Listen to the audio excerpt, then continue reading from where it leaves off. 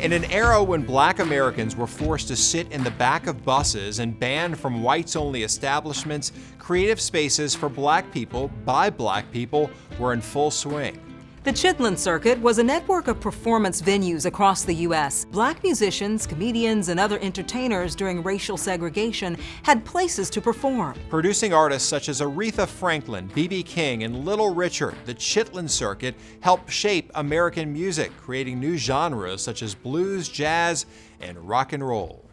The Chitlin Circuit also served as a safe haven for struggling Black families during Jim Crow. Reporter Tan Trung takes us to a stop in Louisiana to show us how one museum is honoring that history with a major restoration project. On these 2 blocks in Donaldsonville, you'll find plenty of history. There's the River Road African American Museum, which co-founder Darrell Hambrick says preserves the many contributions African Americans have made to the river parishes. Getting the museum here, he says, was a heavy lift. We spent 26 years restoring the Rosenwald School, which was brought across the river, cut in half, and then placed on the property where you see it. Hambrick and the museum are now setting their sight on a building just around the corner, the True Friends Hall. Built in the late 1800s, Hambrick says the benevolent society that ran the hall helped serve the local Black community in many ways. These organizations supported families.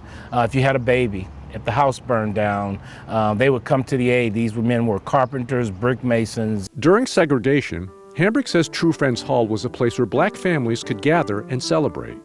This is a photo of neighbors at an Easter event in 1955. This was the pulse of the community. You could come here and get help. You could come here and have a great time. Back in the day, True Friends Hall was a musical destination for many Black musicians and performers, like New Orleans legends Fats Domino and Dermot Thomas, but also for megastars like James Brown.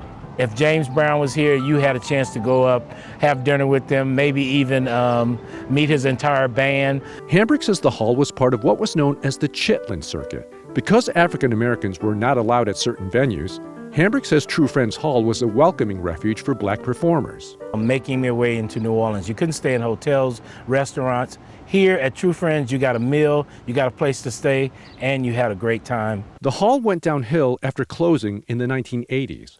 But after receiving $1.3 million from the state of Louisiana, Hambrick and the museum are now working on a major restoration. Plans call for a performance stage, offices, and space for a music academy. They're in need of more funding. As for the timeline, Hambrick expects it'll be much quicker than the years it took to bring the museum to the city. I hope it doesn't take 26 years to do this building, because I don't have 26 years. True Friends is believed to be the largest and oldest existing benevolent hall still standing in Louisiana. With help from its true friends from around the corner, its future may be as vibrant as its past.